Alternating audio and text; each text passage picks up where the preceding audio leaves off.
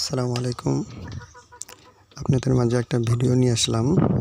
তো এর আগে ভিডিও একটা দেখাইছি। তো আমার খাঁচা তখন স্বয়ংসম্পূর্ণ হয়েছিল না। তো এখন একটা স্বয়ংসম্পূর্ণ খাঁচা হয়েছে, 2 তলা বিশিষ্ট। তো খাঁচার মধ্যে কিছু মুরগি উঠাইছি, দেশি মুরগি লালন পালন করার চিন্তা ভাবনা করতেছি। তো অনেকেই করতেছেন, সেই জন্য আমিও নিজে উৎসাহিত হয়ে দেখতেছেন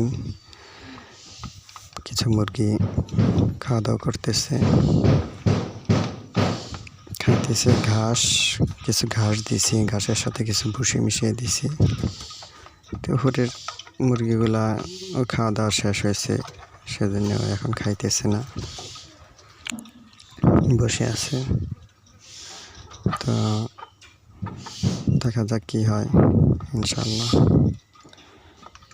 তো কোনো পরামর্শ থাকলে দিবেন আপনারা, যেহেতু আমি নতুনভাবে চেষ্টা করতেছি। যদি আমার ভিডিওটি ভালো লাগে তাহলে লাইক, কমেন্ট, শেয়ার করবেন। তো যাক, আলহামদুলিল্লাহ, আমি অনেক পরিশ্রম করে জিনিসটা তৈরি করছি বা চেষ্টা করতেছি, দেখা যাক কি হয়। মুরগি সাতটা মুরগি আছে নিচে, আর উপরে মুরগি আছে 5টা।